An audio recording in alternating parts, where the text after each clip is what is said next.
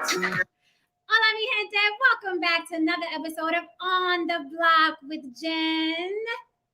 Thank you for coming back so quickly. Now, I told you every month I'm going to have a mystery guest.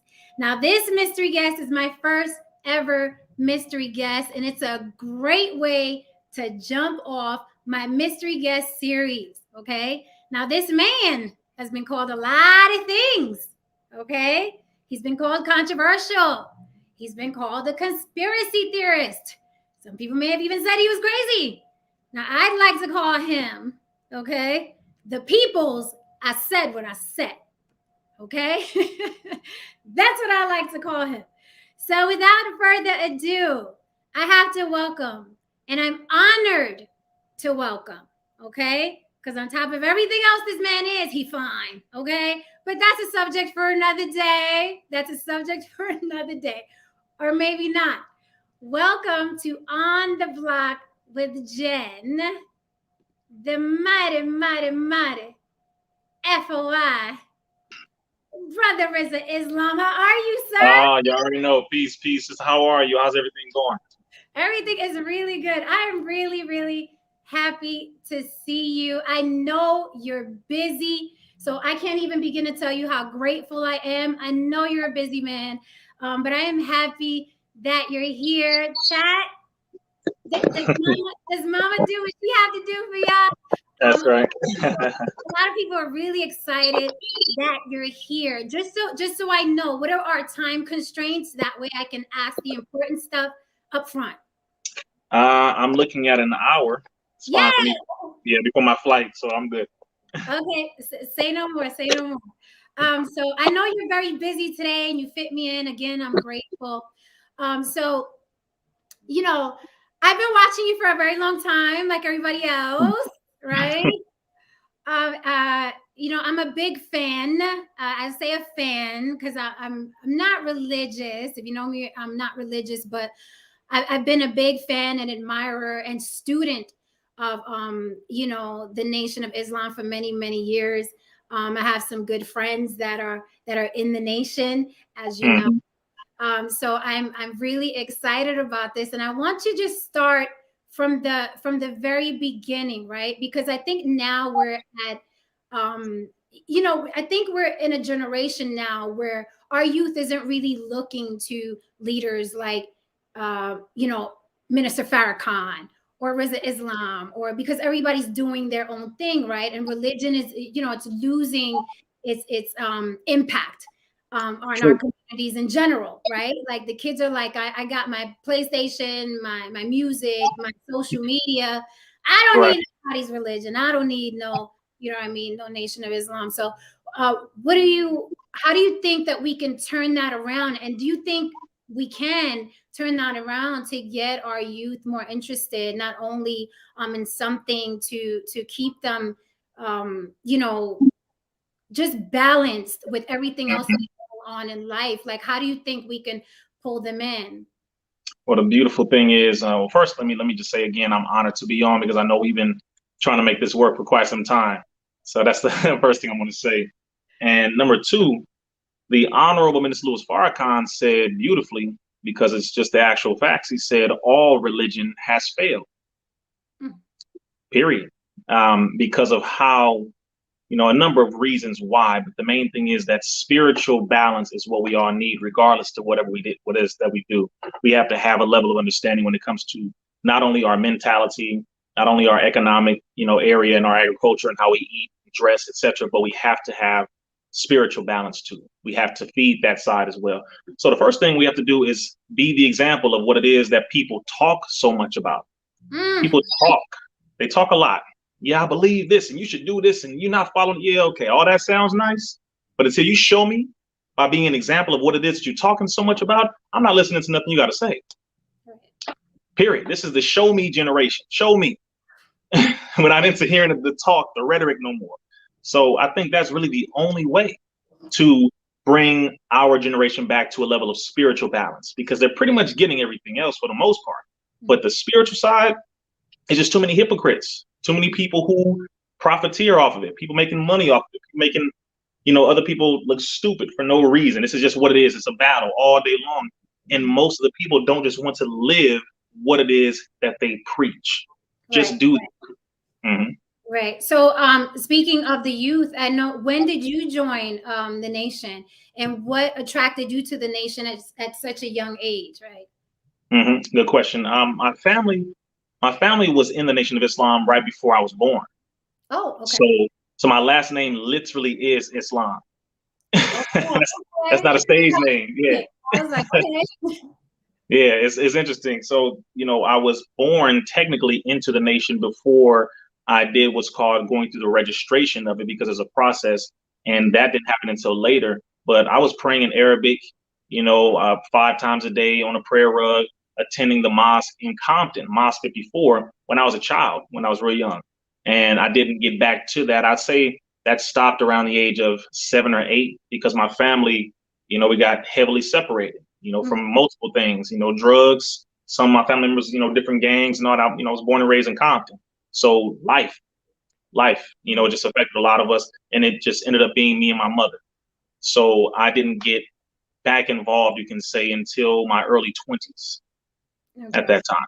And then from there, of course, just been heavily involved. And during that time, and even before that, I've always been involved in helping the community since I was about 11 years old. So come March 17th, my birthday, will be 22 years that I've been involved in the community, working with the people.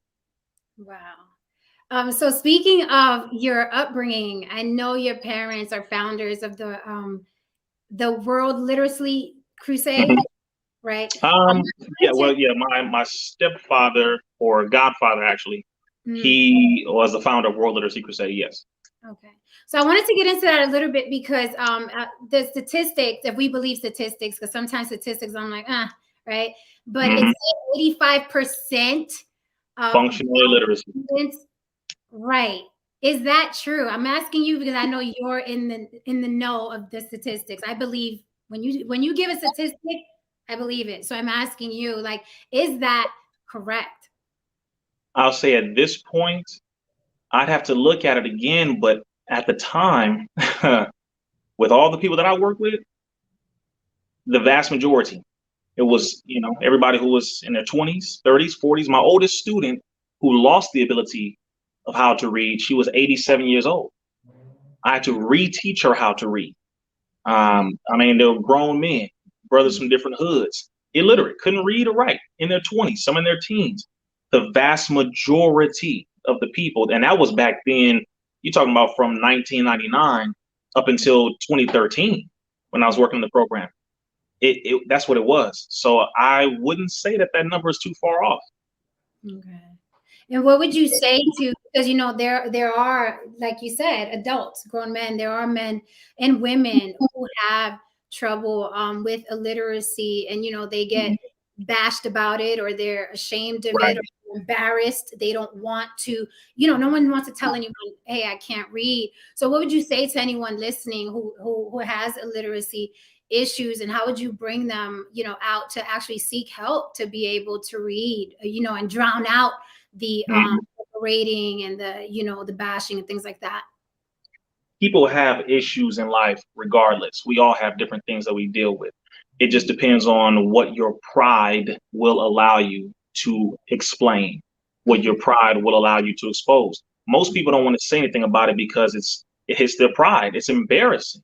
To say you 35, you 25, you 40, and you can't read or write, that's a different kind of self-esteem attacking type of circumstance. It's different. Not having the money is one thing, not being that tall, not having the hair the way you like it, all that stuff is different, all right? But not being able to read and write is a very critical component of life. And so it's not something that's easily able to expose. So I'll say the first thing is, get over trying to please everyone else. Number one, this is your self-betterment. This has nothing to do with anybody else. You have to be able to face your own personal growth. And is your personal growth more important than someone else's opinion, or someone else's opinion more important than your personal growth? I'm not interested in what anybody has to think about. I don't care what you think about it. This is a problem that I'm dealing with. Right. So I have to have enough strength to face that. Yeah, I love that. When you look at, I always say that, a large percentage of why we don't do things is because of what we think someone else is going to say. Like we can't, and I'm like, what do you want? What's better for Yeah. you? Yeah. It's that simple. Yeah. Yeah. You had mentioned you were out of the nation and then returned, right? A certain amount of Well, years. it was there's a process, there's an actual step-by-step process you go through to joining the nation. I didn't go through that process. I was more so born in and around the nation. You see, so I was a child, so I didn't go through that process until I was older. So it wasn't that I left and came back. It's just I wasn't active because I didn't go through that process. So yeah. All right. So I know, I can't get the whole inside, but I have seen a couple of trailers to how the FOI trains. It is intense. Oh yeah. So anybody that just thinks you're some guys in suits and bow ties, No. if they ever try one of you guys. The training is intense. I know that personally, from having friends in the nation, but also watching, just the footage that you guys had. Can you let some of the gentlemen know what they'd be in for if they decided to join the NOI, specifically the FOI? And it's not just suits and bow ties, ladies and gentlemen. Right. You better tell them. Okay, look, let me say it this way. First thing is, we train in martial arts. Like, let's just, to make it very plain, we train in martial arts. We exercise diligently. Of course, there may be an individual here or there who may not be on their training the way they're supposed to, and that's with anybody.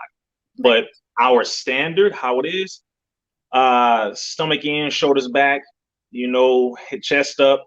We're eating 1 meal a day. We're training martial arts or some form of boxing. We have a large number of black belts all throughout the Nation of Islam. It's not a joke, and we have workout training that we do. We have lots of calisthenics that we do, and we have multiple different styles of martial arts. We have lots of different masters in our nation. We also are military. This is the difference that a lot of people don't understand.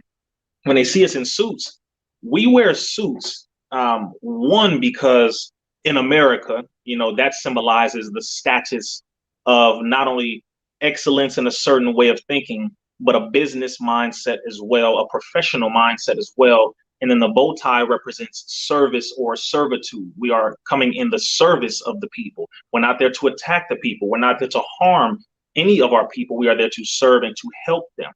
And this is a civilized way of behaving. And we have all of our, the other cultural garments, as far as, African garments or this garment. Of course, we embrace all of it. But the standard is that, because being a military, we have one way of operating. We have our military uniform as well, that you see, the navy blue with the sun, moon, and star. And, we have our brown. Yeah, it's we're an actual military. That's what a lot of people don't understand. We are literally a military. We have lieutenants, we have first officers, we have captains. We actually operate along that line of things. So we are not the aggressors. All right. So we don't start the fight.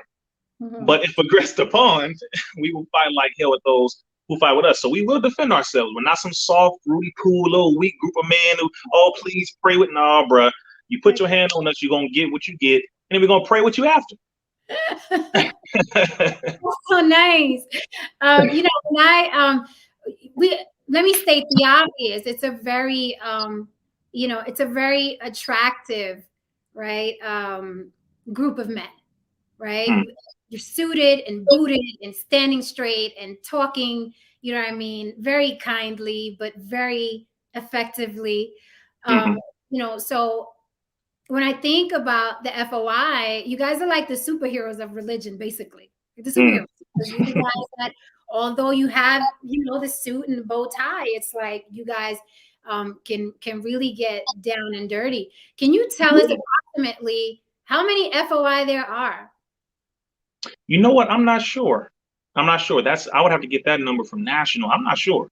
It's definitely more than hundreds, absolutely more than thousands, definitely more than tens of thousands. I'll say it that way. That I know for a fact, but the exact number, I'm not sure. I'd have to get that from national. That's actually an interesting question, because when you live it, I haven't had that thought of how many, because there are so many. Every city I go to, we're there, handling business. So it's like, I'm never in the mindset of, hey, I'm outnumbered. No, because spiritually, we are taught to be trained enough to put 10 enemies to flight. One righteous man should be able to put 10 enemies to flight. 10 of us should be able to put 100 to flight, 100, 1,000, etc. So we don't train with that mentality. So I'm just saying that's just from my thinking. That's why I never thought about that exact number, because it's like if there's 5 of us, hey, it's sorry for y'all. Problem.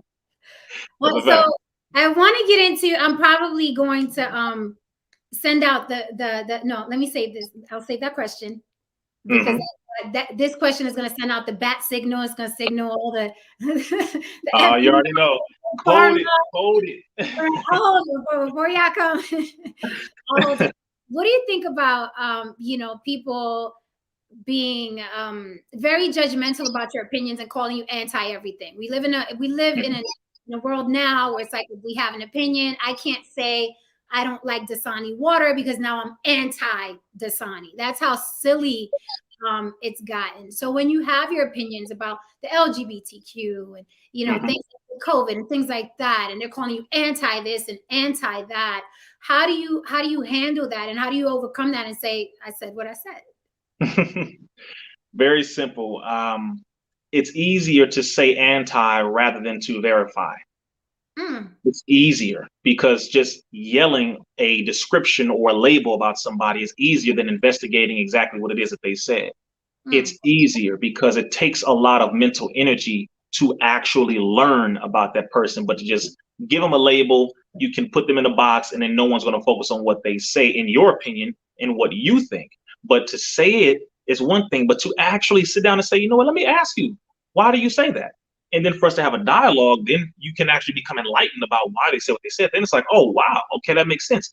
But in a world like this, we know that Satan is trying to survive. There are people at the top, very evil, wicked people at the top, not just white. There's some black folk up there too. There's some Arabs up there too. There's Chinese. There's a lot of evil and wicked people in every group who are trying to survive, but they can only do that by keeping chaos and confusion perpetuated. It is the only way they can do this. So by labeling someone, it takes away the effort of investigating and questioning someone. It takes away the effort of having to think, critically analyze, calculate, and actually have a conversation. Why? Because then you'll realize you're being lied to, and your ignorance is being used to be perpetuated onto the masses of humanity.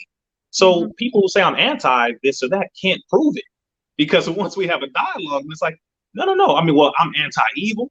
Let's make this clear what I am anti. I'm anti-evil. I'm anti-ignorance. I'm anti-woman beating. I'm anti-child molesting. I'm anti-rape. I'm anti-pedophilia. I'm anti-government corruption. I'm anti-religious bigotry. I'm anti anything that is negative that goes against the building up of the human family. I'm anti any of that nonsense. But when it comes to questioning something, that's not a problem. I should be able to question, and I should be able to not only have an opinion, but if my opinion is based on actual facts, scientific evidence, data, graphs, things that I can prove in no limit of time, then I'm not anti. I'm verified. You are simply too lazy and too ignorant to question it. I love it. I love it because I can relate to it so much, because I've had certain opinions and I automatically get labeled anti. And then I have to go through the list that you just know I'm anti. I'm very clear about what I'm anti, and I'm also very verbal about what I'm anti. So there's no fear in me. If I'm anti something, you're going to know what I'm anti. But I'm speaking about certain things because I feel passionately about certain things, and certain things can be better. So I completely relate. I wanna go into, you said, there's some people that create chaos, and some of them, are skin folk. Okay. Yep. Some of them are not. What do you feel about specifically now with social media? There are so many characters on social media now that I feel are very much of agents of chaos, but they present as, for the people, right? Sometimes I sit back and I'm like, do you not see what this guy's trying to do? Do you not see what this woman's trying to do? Like, what do you think about those people that are just causing chaos and trying to, break up families and what have you, because they have a platform that they've never had before, which equals a reach. So what do you think about those people and what's happening on social media now, especially with people of color, because Yes. we're talking about us. It's about us. So what do you feel about those people creating all this chaos about relationships and love and, you know, things like that are called the manosphere and gender wars and things like that? How do you feel about that? Because it's like out of control. Absolutely. Well, the first thing is, it's going back to the initial program, the initial plan, the initial agenda of the system to begin with. They made sure to keep everyone separated by gender, by age, by color, by location, whether it is the north, west, east, south, etc. It's going back to this nonsensical, nonsense, irrelevant, invalid, I would say, unintelligent, just really stupid type of situation. Because if you see your enemy is right here coming against all of you at the same time, why in the hell are you going to take out this time, this moment right now, when we are in a position where we can really make a lot of progress, which a lot of us are, but we can make far more progress, to turn around and say, you know what, women always this, men always, wait, excuse me, wake up, listen, we don't have time. We don't have any time right now to argue. That nonsense is something that is a very particular irritant of mine. One, you have a large percentage of our people who are ignorant, which we know is 85%. A lot of them are being used by way of their ignorance. That's number one. They're being used. Everybody. They are being used. Okay. And it has to be made clear why I'm saying what I'm saying, because I say this in public, in real life, so that they can know, if you do not want to be used by the system anymore, stop volunteering to be involved in things that go towards zero progress. Period. Me arguing, talking about women this, first of all, I just generalize all women. I don't know all women. Right. I will never know all women. So I can't logically make that statement. Same thing with, all men. No, I can't generalize all men. I don't know all men. We don't even listen to what we say. These are the basics. But the system benefits from us doing this. They perpetuate it, they sparked it, and then they just keep the flames, the flames fanning them to keep them going. On one end, some of us think we're doing a good service. We think, I'm exposing these people. I'm calling these people out. No, you're making a damn fool of yourself. All of us. You look like a damn fool. The only people clapping and applauding are the ones who benefit from your separation, are the ones who benefit from your division, are the ones who benefit from you creating and causing and perpetuating more and more chaos amongst your people. Why? Because while everyone else is making progress, your dumb self is being left behind by way of you volunteering now. I'm not just talking about the system who starts it, who benefits from it, but we are involved in it. We are participating.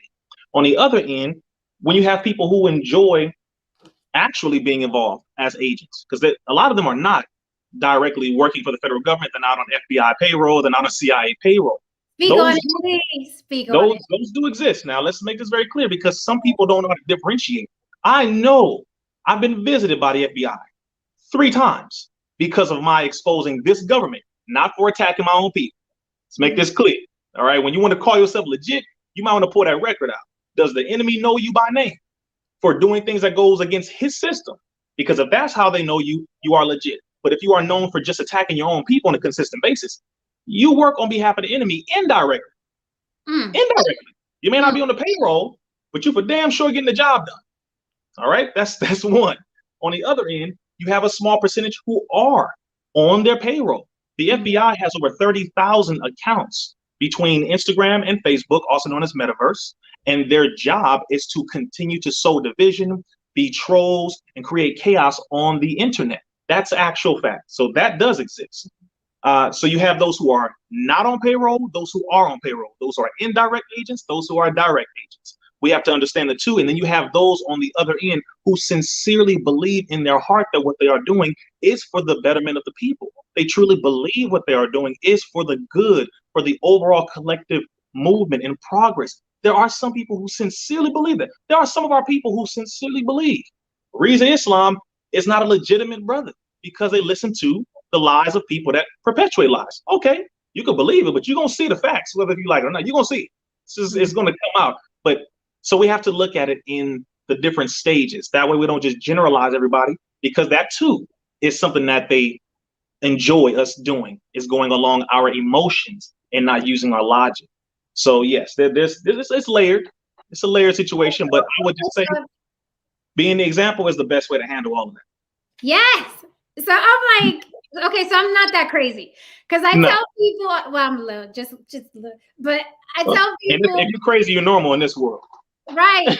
Because I tell people all the time, there is no way that these memes, something as simple as light skin, dark skin memes, something as simple as if she got 3 kids, leave her alone. Something as simple as if Yeah. she makes 40,000, leave him alone. I'm like, there is no way it is us doing this.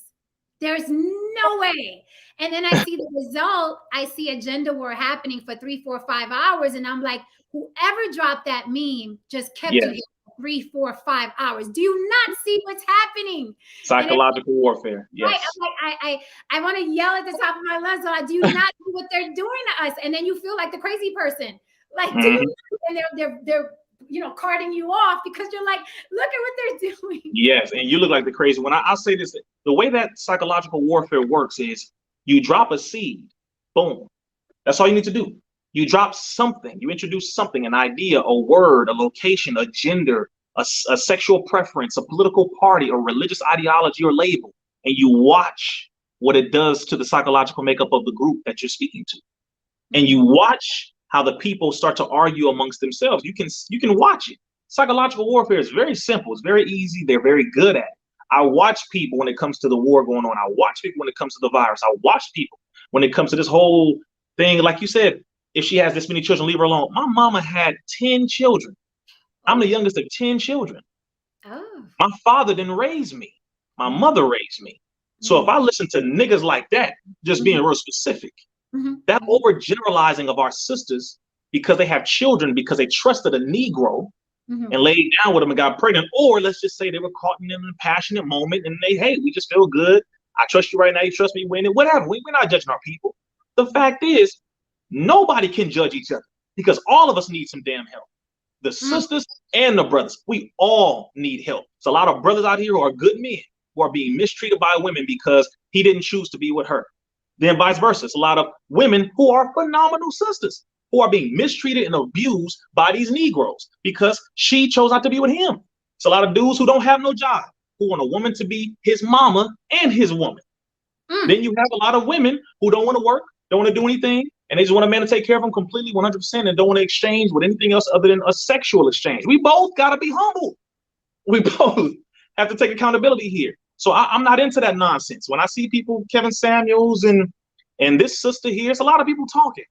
And I'm just like, I don't know what the hell y'all talking about. All of us are victims of this system, and we all need to get ourselves together. I don't know who the hell made this person the one who can generalize and give a value to this woman, less value to this brother. Who I don't know who gave them this idea that they're even worthy of such, because not one of y'all created this universe. Period. So I don't get into that nonsense. I look at this enemy coming after all the people and exposing what that enemy is doing to our people. Let them know what the plan is, and here are the solutions to get around it. That's all I care about. I'm not interested in the little nonsense, the seeds. We don't get distracted by the things that they drop. It's very simple. So I have 3 calls coming at the same time. That's why I have to keep pressing the screen. Well, thank you for pausing them for me. I appreciate it. Of course. So, again, I have to piggyback off that because, again, this is why I love the nation, because although I'm not a part of the NOI, our beliefs are parallel. They mirror each other. You a sister. I'm a sister. Okay. And I'm going to get into that too. I feel the same way, and I get in trouble a lot, especially in these spaces, because I won't pick a side. I won't pick a side. People are hell-bent on making you pick a side. No, is it the men that's the problem or the women that's the problem? And I'm like, we're all effed up. We're all effed up. We're all victims of the you know what I mean? The slavery and the oppression and it's all, we're all messed up. So I can't, with a good conscious heart and mind, say, no, the men need to get it together. Or those women need to get it together. It's like, it's all of us. And some people, it's like, I become the enemy because it's like, you have to choose. And I'm like, I won't. No, you choose, you stand on truth. All you need to do is stand on truth, period. I'm saying this to you as a Black man. I don't care what anybody has to say. There's no man who will tell me to say this or that. The only person who I follow is the Honorable Minister Louis Farrakhan. I don't follow anybody else. And he says all of us have to get it together. All of us. There is no man and woman. No, no, no, no, no. This system hates us both. See what they did to women, what they did to men. They don't give a damn about either one of us. They don't give a damn. They don't care about you. They don't care about me. So if that's the case, why am I going to sit there and say, well, I care more about the brothers than the... We wouldn't exist without each other. We're arguing nonsensical, just stupid stuff, really, that is so remedial. It is so rude. It is so childish that it makes no sense. That's why these rooms that I get involved in, I just watch people, listen to them, hear what they have to say, drop the truth, and that's it. But you're not going to make me choose a side here. The side that I'm standing on is truth. If we all stood on the side of truth and what is right, regardless to what we feel, then we would all be in a better position. Because guess what? Beautiful sisters exist. Beautiful brothers exist. And the other ones need to simply follow the example. But it's kind of hard for them to see it because all of us are going back and forth. So they don't know who to follow. So they're like, you know what, fine. Y'all saying y'all better than me, but at least I'm united in my nonsense. I know what block I'm about to go push on. I'm certain about that. I got a whole crew. We all agree we're going to go slang this right here. Y'all can't even figure out exactly what to call your damn self. Talking about you righteous, you this, whatever. Miss me with all that. I know where I'm going and I know what we about to do. Right. So speaking of all this mess, social media, the Honorable Louis Farrakhan was banned from social media. And when I tell you I flipped fool on my Facebook, I flipped fool. I was cussing everybody and their mama out. I was sharing videos. I was like, you ain't taking them now. So how has the NOI you know what I mean, dealt with that? And did you just basically say, okay, he's banned, but we're going to keep posting the content. We're going to keep posting the invites and the information. Did you guys decide this is what we're going to do? Or did you have to tone down and be, in pocket? Because they were watching, like, if you say what he says, you're banned too. So how did you deal with that? Well, let me say the first thing is we are Farrakhan. So I'm going to say that first off. All right. So, which this government knows, meaning that righteous way of thinking, that uncompromising mentality, that attacking Satan head on, standing up for what is right as a people, that way of thinking is what all of our great men and women and leaders have always been on. That way of thinking, that energy, that wavelength, that vibration, that spirituality, that is where we have to all be. So we didn't tone down a damn thing. If anything, we turned it up. Because it's kind of like, well, wait a minute. If this is who I say I follow, and some people are like, man, why you follow this or follow that? Again, the majority of people, you wouldn't know what a leader looked like if there was never one that existed. So let's kill that noise. Let's just really kill that. Everyone follows somebody, whether you admit it or not. And the thing is, with what he was doing, simply speaking the truth, and he wasn't posting like Trump was posting, getting on his phone and do. Ministers, please. Okay. That's why I was cussing everybody. I was like, right. Like, no. Minister Farrakhan was not on Twitter tweeting. He was not on Facebook like, oh, I'm going to post this scripture. No, he met with, we have a team, who does that for him. And if he's inspired to give something at that moment, then he'll give it to them and they will do it for him. But no, he's much bigger than social media. You're talking about a man who God has inspired to bring over 2 million, who God helped to bring over 2 million people to one location, which has never been done by another human being singly by himself. That is not in America. So at that point, we turned up everything, all of it, the truth. We put his videos up everywhere, his quotes, everything he was saying, and all the different truths that he was talking about, exposing. We continue to expose that. Right after he was banned along with Alex Jones on the same day. Correct. Right. And once that happened, of course, they were targeting me for a while on social media. So I turned it up even more. I said, you know what? I've been holding back for a long time. I'm not holding back no more. So I started going even harder, exposing more what the government was doing, all the plans, etc. And that's when they banned me. Within a few months after him is when the White House targeted me and came after all of my networks. And they brought in Sundar Pichai, the CEO of Google. They brought in Jack Dorsey, the CEO over Twitter, and they brought in Mark Zuckerberg, the CEO of Facebook and now Instagram or Meta. And they said these 12 people on this list, they put me on a list of 12 people. I read that. It's interesting. And they said, we need you to remove them from all of your platforms. That's when they took me off of Instagram, I had over 500,000 followers. It took me off of Twitter at over 55,000, off of YouTube at over 149,000 subscribers. Over Facebook, took me off of there at 120,000 followers.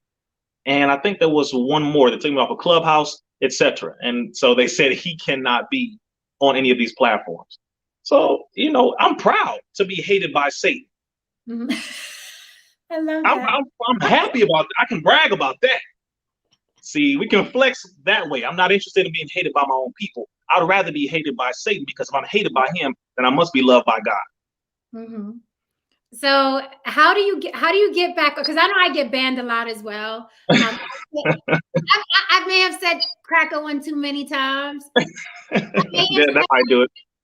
Yeah, they'll get you for that. I can say anything else now. Right. Yeah, I can't for some reason. White devil. I can't do it. I can't say that. I can't say white trash. One time I was like, Roseanne is white trash, and I'm like 30-day ban. I was like, what? Wow. 30-day ban. Wow. Do you have to rebuild every time you're knocked off of networks and start from scratch? Please don't tell me you got to start from scratch. Okay, you want the truth, or you want me to lie to you? Give me the truth. I've been lied to. The truth is, the only social media that I have now, mainstream, is an IG page, is an Instagram page. It is my 7th page. Yeah. After they took my original one down at over 500,000 followers, they took that one down. I had to start another one and build that one up. I got that one up to 100,000 in less than a week and a half, which sounds crazy. Yep. But over in less than a week and a half, because the people were trying to figure out what happened once they got it. Boom, they took that one down. I got another one, 3rd page up. I go over 50,000 followers in about 6 days. Mm-hmm. Took that one down. The next one got up 30,000. Took that one down. Next one, I got up to about 75,000. Took that one down. Now, it happened over and over again. The last one got up to nearly 100,000. Took that one down. Now, this one, I'm at 99.2. I saw that. And I don't know. I don't know. So now, have you found a strategic way to speak and say what you're saying so you don't get banned? Because we need you on social media. So have you found a way to speak? So because I started doing it. I started like damn near inventing my own language and speaking in code, where you can still see the little box is white and the little trash can next to it. Yes. Like, I had to say this. This has to be heard. You know what I mean? So I had to find ways. Right. So have you found a way to be more strategic but still have an impact so you can stay on? Yes. As a matter of fact, the last 3 pages, I was very, very, very coded with my language.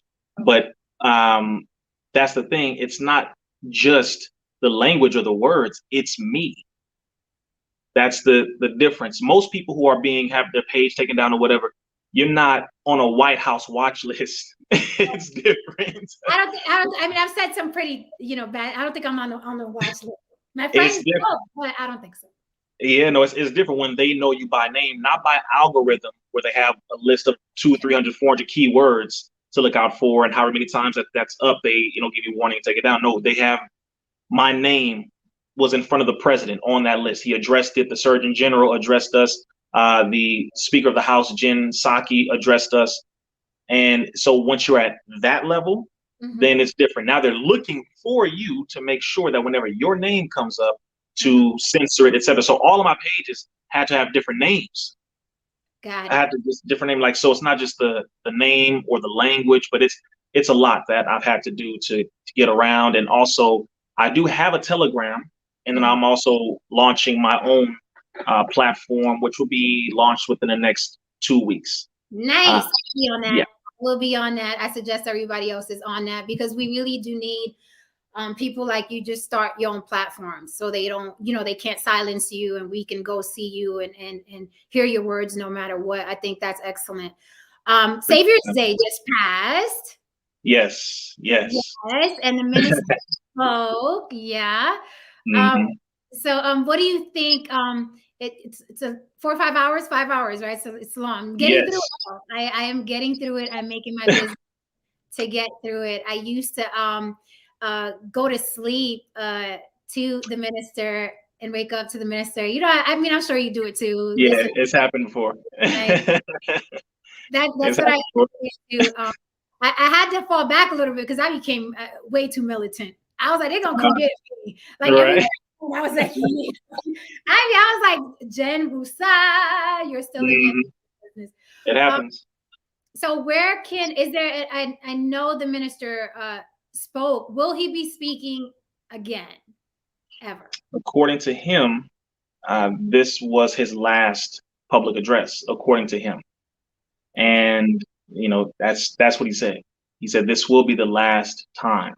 So it's, you know, if the spirit moves him, if he feels that there's something that has to be addressed, you know, and that there's no way to get around it, then, you know, then if he chooses, then he will. But according to him, that was his last address. And to be honest, he's given us far too much anyway. There's far too much that he's already sacrificed. You're talking about a man who's 88, about to be 89 years young in May, right, and who has the majority of his lower intestines gone. Wow.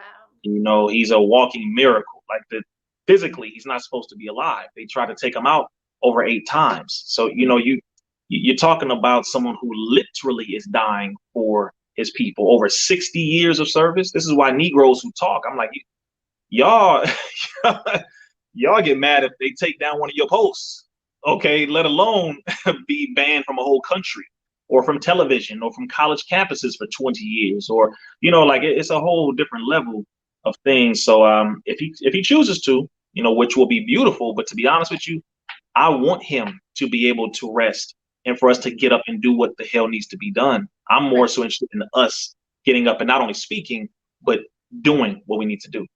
Right. I feel the same way. I'm like, you know, I'm always about, like you said early on in this interview, where it's like every religion is not, you know, they're not flawless, right?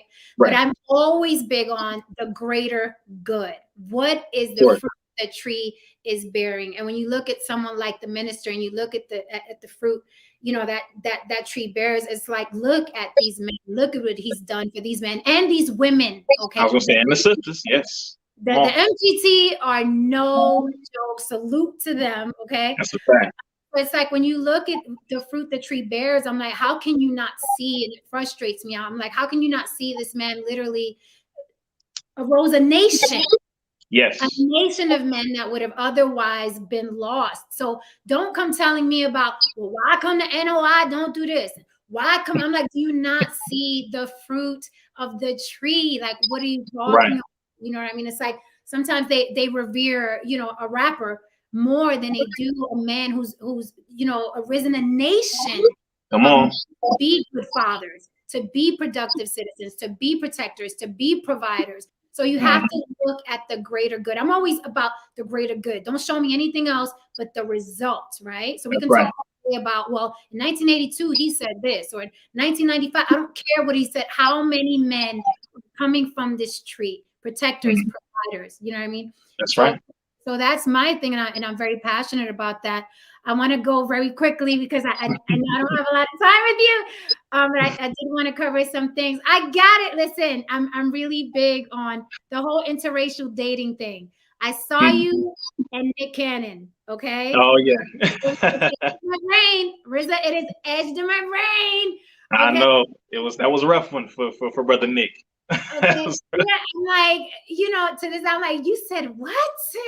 Right. And I don't know, you know, in his defense, not that he needs it, but in his defense, I don't know whether or not he went back on his words or it was like, no, it was taken out of context. But how do you feel about interracial dating? I'm not interested in it. I'm not interested in it. If that's something that a person chooses, that's fine for them. But I really think that a person should verify their mentality first, meaning themselves. Look at yourself to really look at why it is that you are going over there. First thing is introspection. A lot of people say, oh, well, wait a minute. Look at, for example, the mental manipulation and programming, the psychological programming that they have done on us as Black men, and particularly to fall in love with white women and to chase white women. They have put it in books. It's been in movies and magazines and cartoons and society and billboards and everything. They made the black woman look ugly and nasty and portrayed her as a filthy Jezebel harlot who just wants to go have sex with everybody and prostitute, blah, blah, blah, blah. But the white woman, ooh, look, she's so shiny and white and innocent and gorgeous and pure and blah, blah, blah. All of this. So that mental programming from a child, all the Disney movies for the vast majority, which I watched Disney movies when I was growing up. We all did. You gotta look at it before you just say, I just feel this. Well, wait a minute. What you are feeling is a sum total of the makeup of what you have been indoctrinated into or what is inside of your head. So look at what is inside of your head first. To be honest, there is no woman that I feel that is best for me, that is a better fit for me, who to where I don't have to say much at all. And she knows exactly what I'm feeling. She knows exactly what I'm dealing with by the way I express my face. She knows what to get me. She knows how to help me. She knows exactly what to tell other people that they shouldn't be saying around me, how they should move differently because of what it's causing within me. Is the black woman.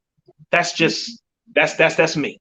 And I'm so deeply in love with myself and my people and my culture and the knowledge I have to where there is nothing that I can gain from someone else more than I can gain from the black woman. That's just it. That's me. Now, if you say the white woman, this dot, okay, I get you, bro. I hear you.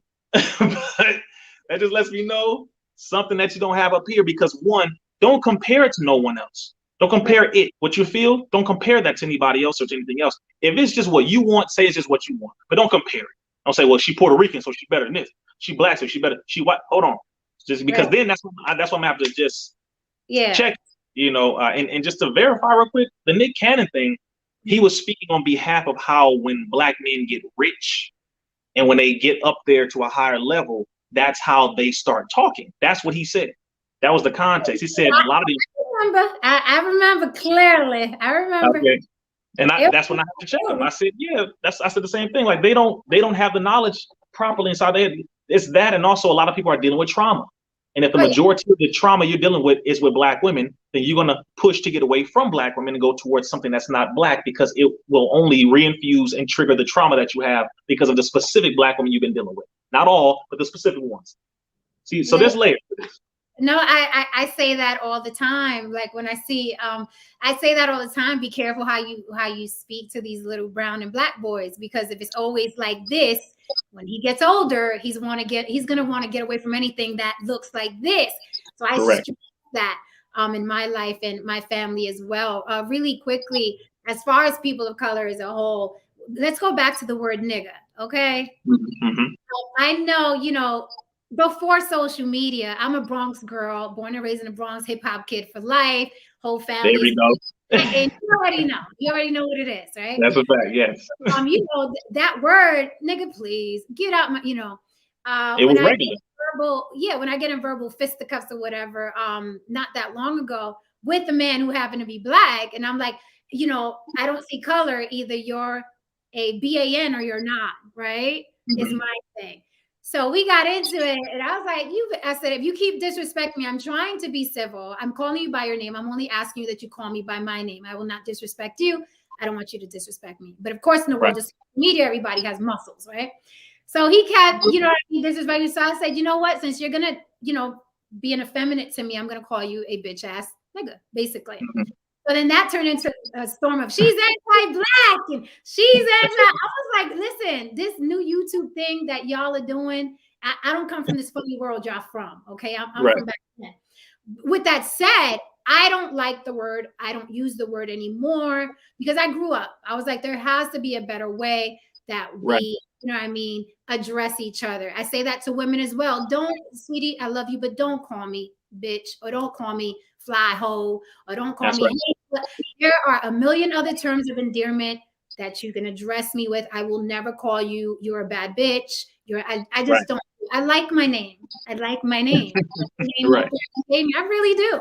So I'm like, address me by my name. But that backlash happened because I'm quote unquote Latin, right? Which I'm not black. And then it depends on what side of the bed people wake up on. You black too, but she not black.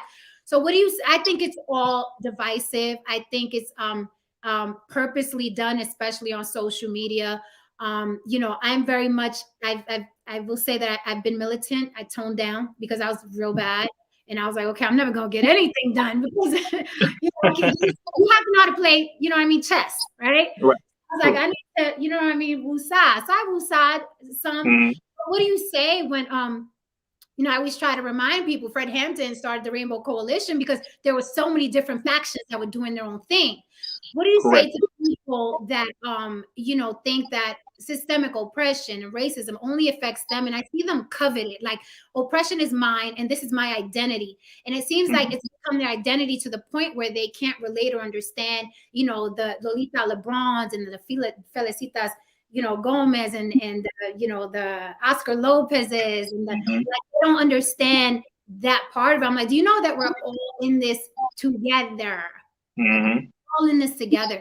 What do you say to people who are now got this new social media, you know, air in their lungs? And it's like, no, you're different from me and you're different. You can't say nigga and you can't say that. And not that I'm advocating for the word nigga. Do not take this sound bite, whoever's watching, because that happens to me a lot. Of course, they more than likely will, but we'll get it right. Right. I'm like, that is not what I'm saying. I'm saying that the fact that they saw me as an outsider, and I'm like, do you know who I am and what I do and what I stand for? And you know what I mean? I'm like, honey, have you ever, I'm gonna get a little person, but I'm like, have you ever slept with a white man? Because I have not. Right. They will put me in the ground and I will be able to say that. Can you? You know, Right. I take it very personally, right? Because of my belief system. So what do you say about, you know, when social media again is being divisive, because this is new for me. Growing up in the Bronx, New York, we were thick as thieves. And now on social media, everybody's divided and separate. And I'm like, that's not how I grew up in the Bronx. We were a community. What's happening here? Well, the first thing is people have been given a false sense of power by their master digitally. So they have this false sense of power because I got more numbers on my YouTube channel than you do. First of all, who owns YouTube? See, here's my deal on this. You let your master sit here and you let him give you some fictitious, fictional numbers here that make you feel as though you are better than this person over here because they have less numbers digitally than you. First of all, it's not about the numbers you have on the internet. It's about your magnitude of influence in real life. That's the first thing. They took down my entire network, which was reaching 15 to 18 million people per week. But why is the government more afraid of this brother than the people who have over millions and millions of followers? Why? It's not about your numbers you see. It's about the numbers you don't see. And it's about the influence that you don't see. So that's one problem I noticed is that the numbers, it's a psychological validation. It's a very deep thing that people have who have low self-esteem, that they feel validated by numbers and likes and views. And that makes me feel stronger. Oh, I look good. I must look good because I got all them likes under that picture. Man, he must like me. No, sir. Those are probably a bunch of troll accounts, possibly. Or there might be some real people too. But that doesn't mean anything one way or the other because your character is your character, no matter where you go. So this whole notion about well, because she's brown, she can't say this. Make it very clear.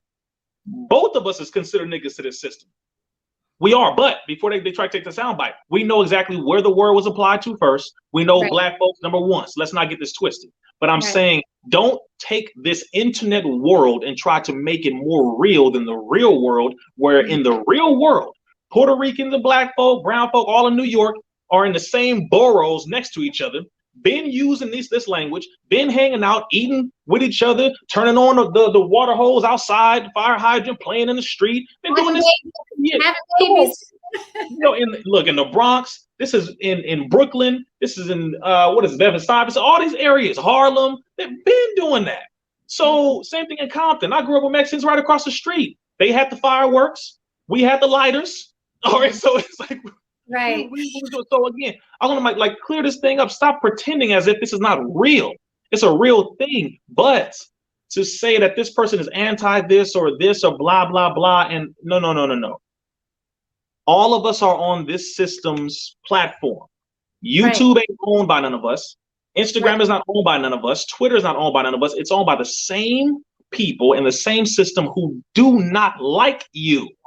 They don't. If you get that through your head, then this little nonsense and this divisiveness will stop. Too many people don't have a purpose. Too many of them don't actually contribute anything, so they don't know what else to do other than to cause chaos. The only way they get views and likes is if they're talking about somebody else, because if they talk about themselves, Talk to him. Talk to the him. only way, the only way they would get views and likes is if they're talking about somebody else, because if they talk about themselves, people realize how much they are not doing. Ooh. They realize, oh, you're not doing that much. That's why you always talking about somebody else. Damn. So what do you do really? This is too much. I watch it all the time. I'm seeing all of our people and I'm like, why are y'all even arguing? What are you doing? We're supposed to be over here. What are you doing? Tawana and Alicia, are you listening to this? This is this is the only thing I'm noticing. I don't get it. There's this thirst for attention. People are whores for attention, prostitutes for posts and likes and views, and just, oh, I want to get more likes and views. That's why they have over the largest budget right now when it comes to the CIA, when it comes to a large percentage over the internet, is in psychologists, investing in psychologists to study the thinking patterns of the people, to find out what they're interested in, add more to that, build that up more.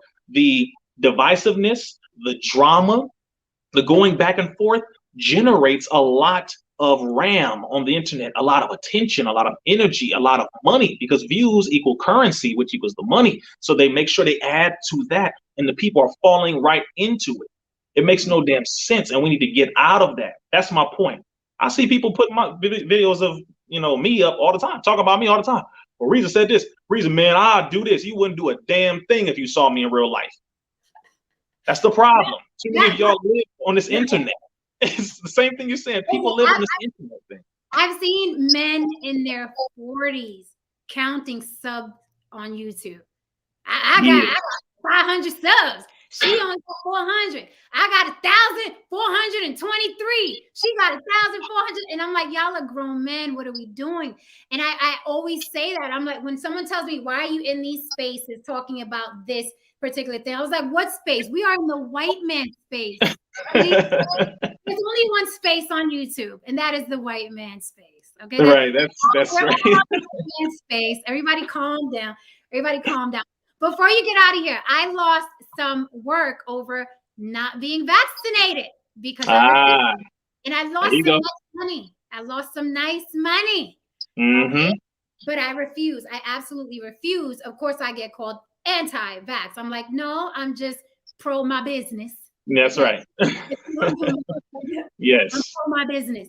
So can you tell us briefly why we should not mess with that vaccine, if you could condense it, because I know I a lot of what you say, and I know it's longer than a few minutes, but can you at least briefly tell us, stay away from that damn thing? And I'm speaking straight out the horse's mouth. I lost money. Okay. Yeah. Major role, because I'm an entertainer. So yeah. No, I understand, and trust me, you will be definitely compensated and blessed for your logical circumstance and your logical way of thinking, and for your integrity, because a lot of people don't have too much of that. So, I have to really salute you on that one. First thing is, it's experimental. 2, you can't sue them if it harms and or kills you. I could stop right there. Wow. I shouldn't have to go even further than that.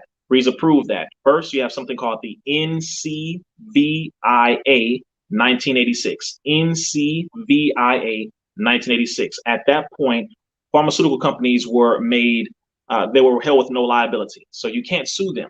If any of these shots and if the ingredients, etc., harm and or kill you, you can't sue them. Now that's criminal. I could sue you if you mess up my car. Hell, I could sue you if you punch me in the face. But I can't sue you if you put something in my body that can potentially damage me for the rest of my life, if not kill me. That's criminal. Everyone should question that. Also, for the updated version of that, you have something called the PrEP Act, PrEP Act. That specifically covers and protects Moderna and Pfizer. Recently, all of the different things that we have been stating have been coming out.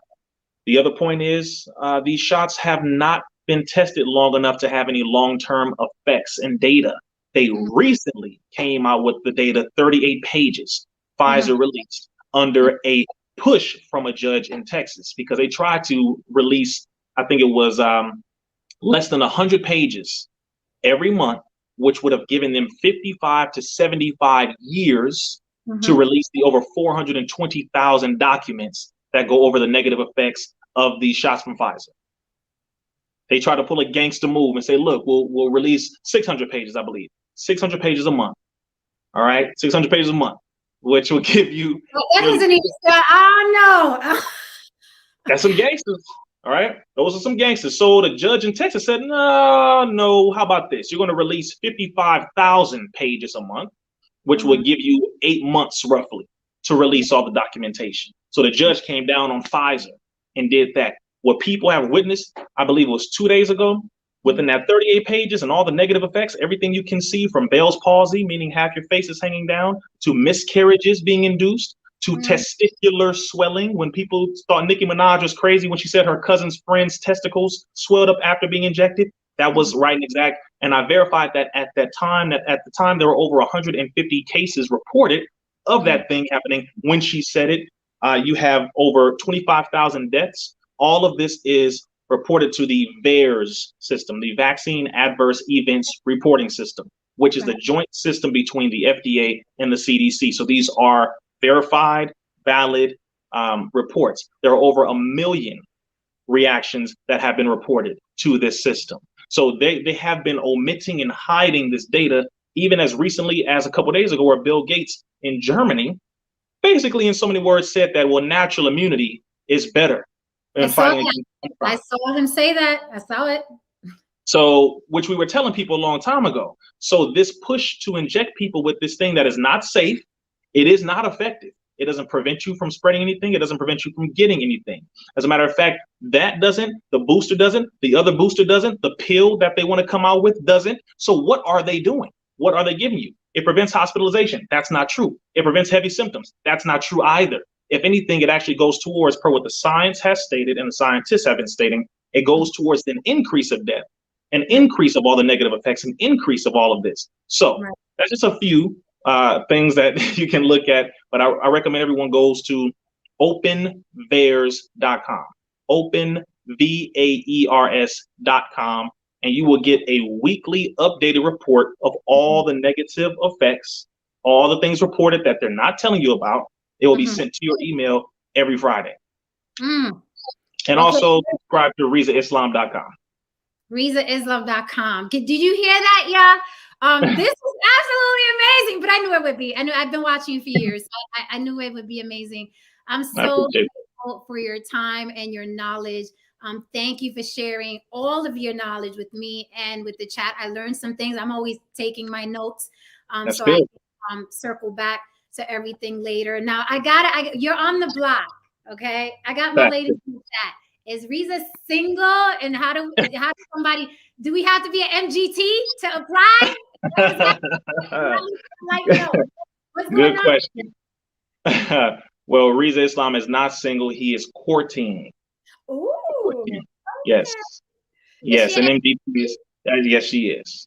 Okay. She better be. Yes, ma'am. That's a fact. You can't go off with that. All right, exactly. I mean, I love our sisters, period. So it is what it is. But I'm thankful as well for being on here, for you taking your time to risk having your brother on. Listen, ask our liaison. He'll tell you. Yeah, she's with it. No, he did. I said, "Is she sure?" He said, "Brother." I said, "All right."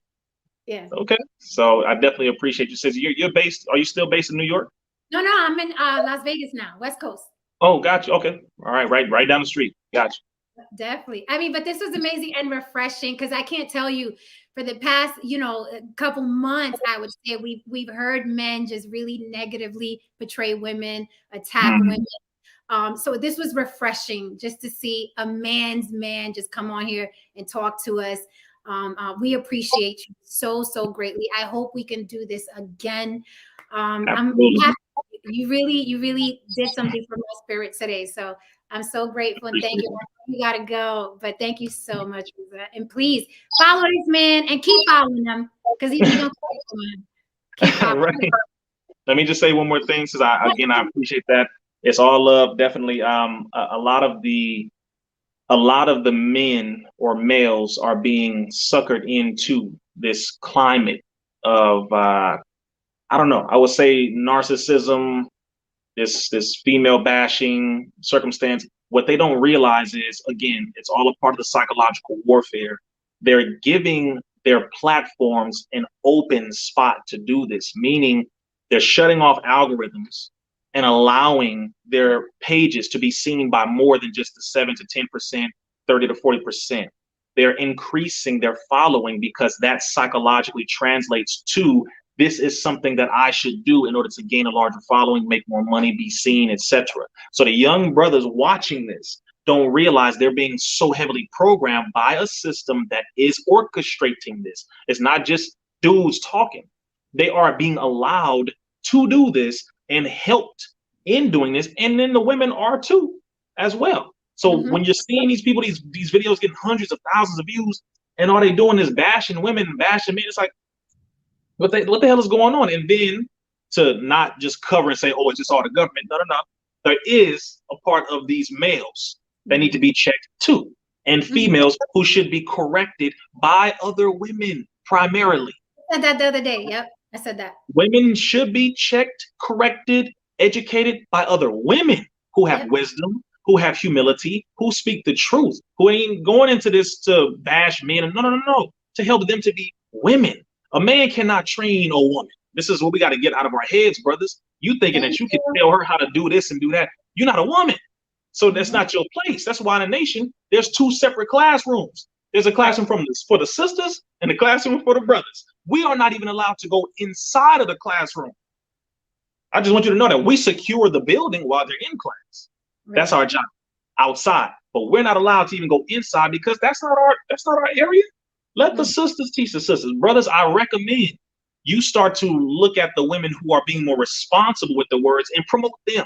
Support them, promote them, and say, sisters, maybe this sister can help y'all to learn some things. I can't say it. I'm not going to do it because, but I think she's somebody who's better qualified than me. Vice versa, brothers, stop supporting Negroes who are speaking out of their pain and hurt and their trauma because they didn't get enough love from their mother. They didn't get enough love from somebody, a woman, decided not to be with them, whatever it is that caused them to react the way that they're reacting, who are just bashing women and generalizing women, calling them B words and all that. We both have to clean this up. Sisters, don't use, I'll say it this way. If you have a good man, please treat him properly. Vice versa, brothers, you have a good woman, please treat them properly. Don't use the system against good men and use the child for leverage. I have to say this because it is real. There are some women doing this. And again, I'm not judging our sisters. I'm not all right. Because again, I get it. Brothers got some issues.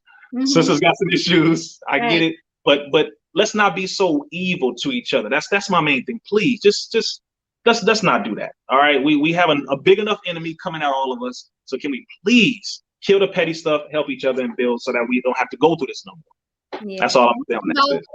I can vouch for that because I've seen the numbers go up when these fights are happening. Like I see, it's like the stock market. It's like 50 people, people watching, 100 people watching, 150 people watching.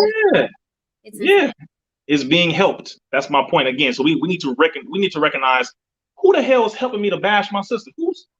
Wait a minute. I talk about educating the people about this and about that. You cut my videos down. I'm not being able to reach enough people.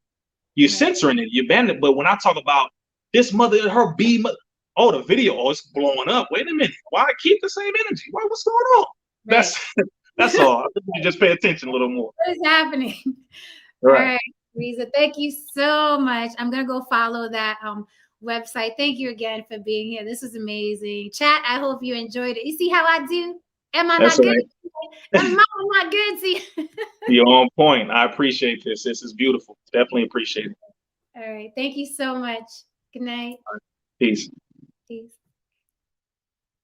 Okay. Was that not amazing? Was that not amazing? So that was our first ever On the Block with Jen mystery guest.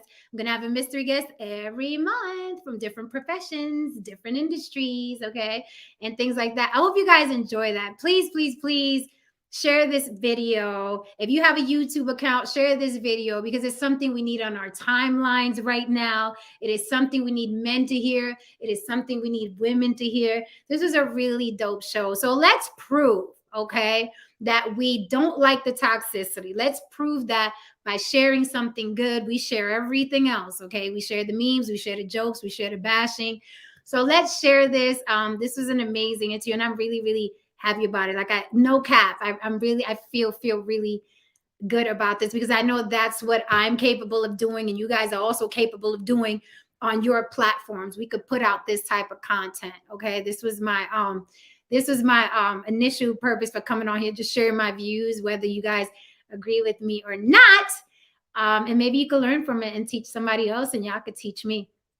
So this was amazing. He was amazing. Does anyone want to come up and talk about this? I'll drop the link, but if you thank you, AJ, I'll drop the link and I'll run through your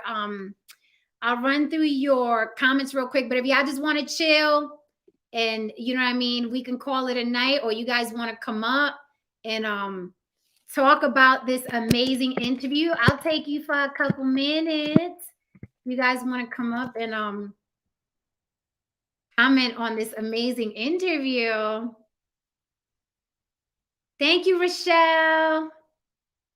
Yeah, he was amazing. Like I knew it was going to be good, but this was even beyond, you know what I mean, what I wanted it to be. Thank you so much, Christian. I'm out here. I'm working.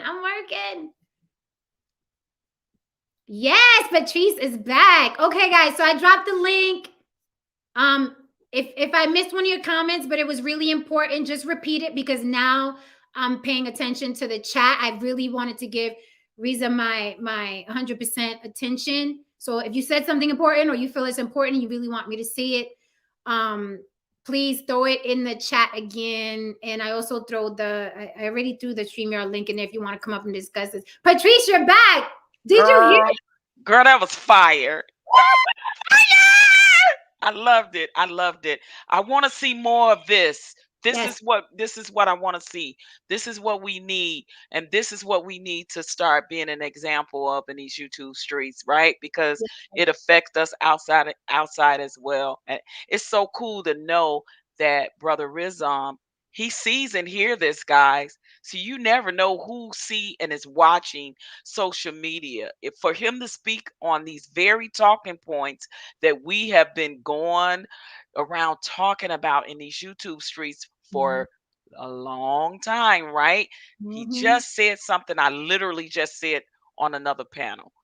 Yep, me Like too. women with women, men with men, as far as that, pull them coattails, hold them accountable. Be, like, sis, what's going on, bro?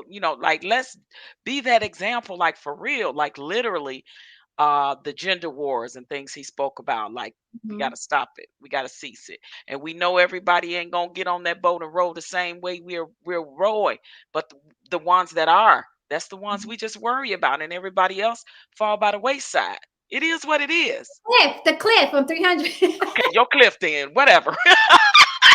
But I loved it, Jen. I love it.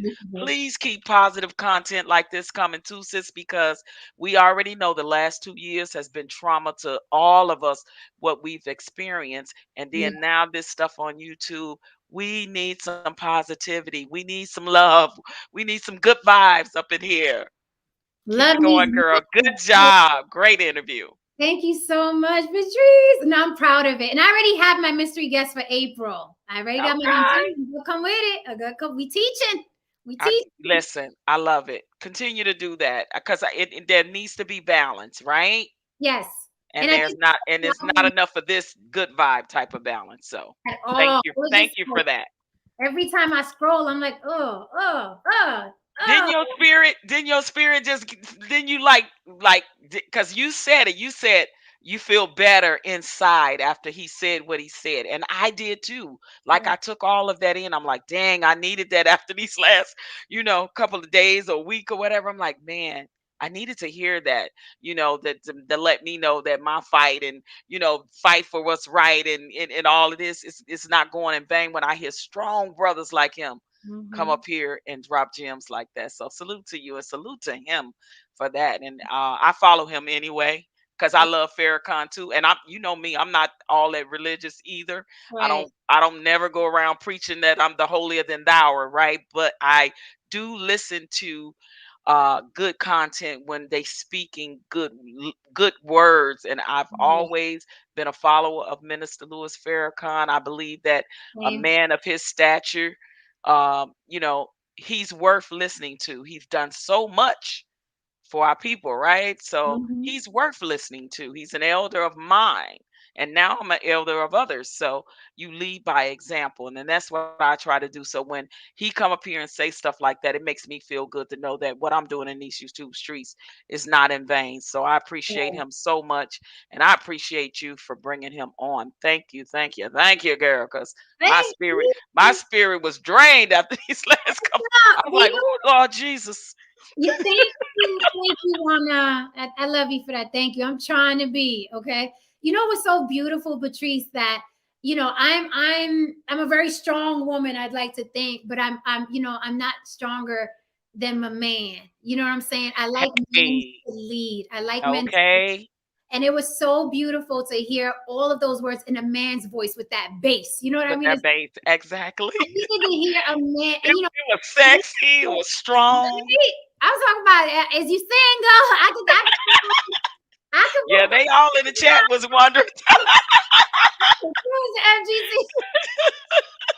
Look, they was in the chat like, do we got a brother or twin or like, do we like what?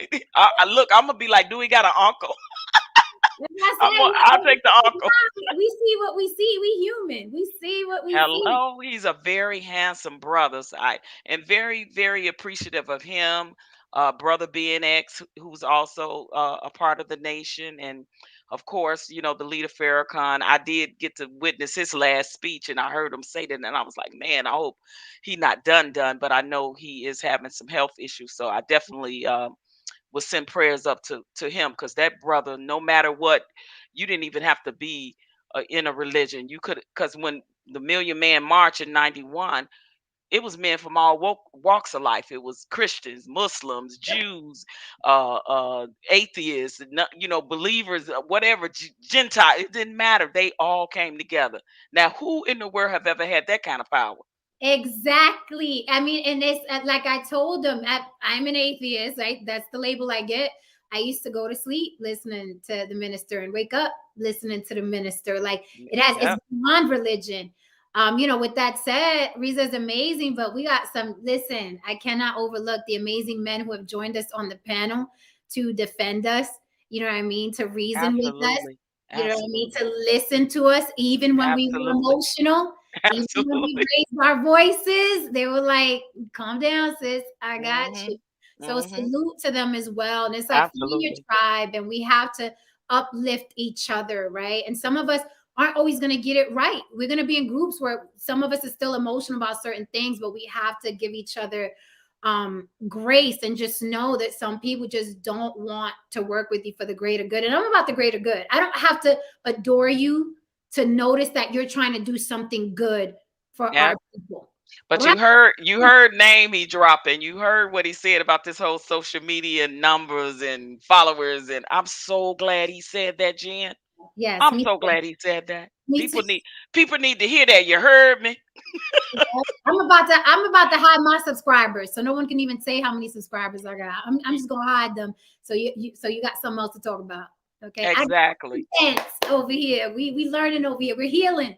We're It was healing good over stuff, here. girl. Yes, heal. Let's heal. Good stuff. Good Mm. stuff. So keep up the good work. That's all I want to say. Thank you, All Patrice. right, love. Good night.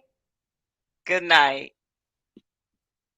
Hey, that was so dope. Thank you, AJ. All right, guys. So if nobody else is camming up, Mama gonna leave and do some little TikToks for y'all, so I could throw up some TikToks.